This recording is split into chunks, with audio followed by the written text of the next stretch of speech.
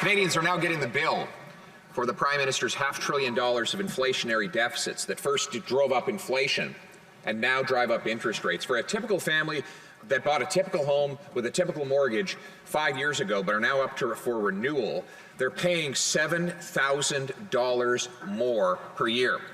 The Prime Minister said that the government was going to take on all this debt so that Canadians wouldn't have to, as if they don't have to pay back government debt.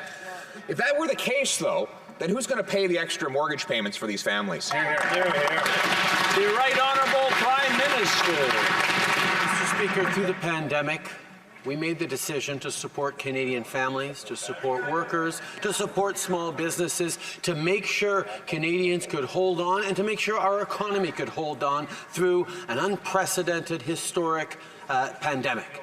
At the same time, we were there to support Canadians as the economy gets going again, and we're there to support them now with help with the GST rebate that's going to arrive in the coming weeks, and with direct support for dental care and for low-income renters. The question, Mr. Speaker, is why are Conservative politicians not choosing to support Canadians on dental and rental?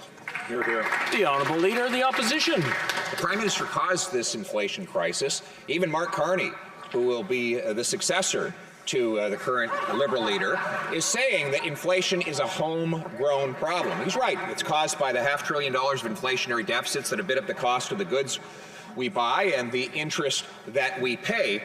And today, rates went up another half point, meaning many families will be handing in their keys to the banks because they won't be able to afford those bills.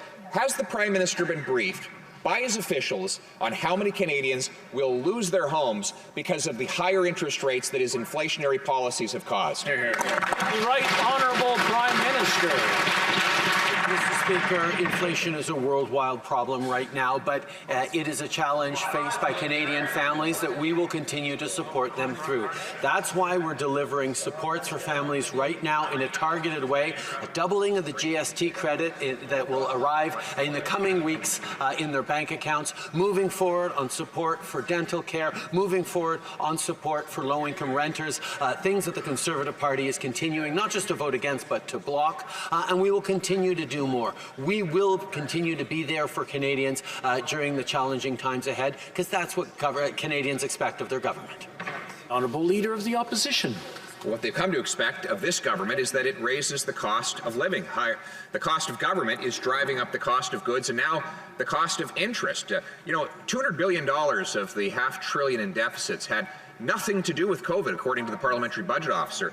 And even that so-called COVID spending included the ArriveCan app, an app that could have been designed in a weekend for $250,000 but cost $54 million. The government claims that $1.2 million of that went to a company called Think On. That company says it didn't get that money. Who did? Here. Honourable Prime Minister.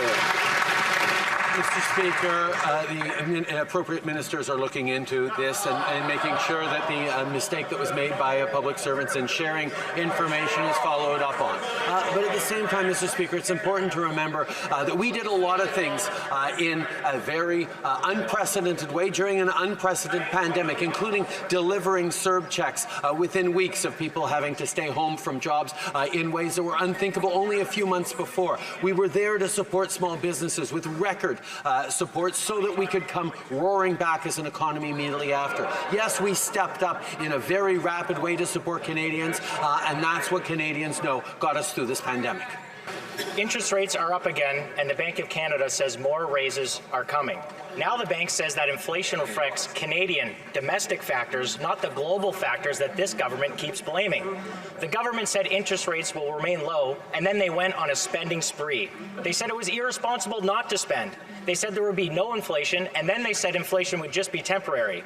And now inflation's out of control and Canadians are paying more. That's right. Will the Prime Minister finally admit that his spending has made life unaffordable for Canadians? That's right. The Right Honourable Prime Minister.